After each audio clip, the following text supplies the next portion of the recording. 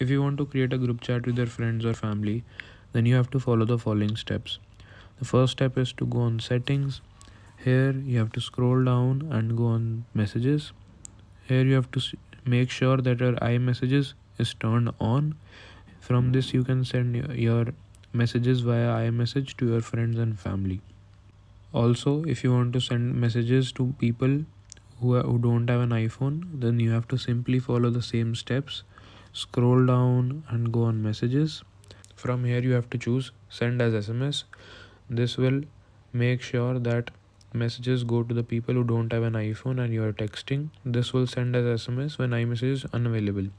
Network provided messages rates may apply in this. iMessage does not take any charges.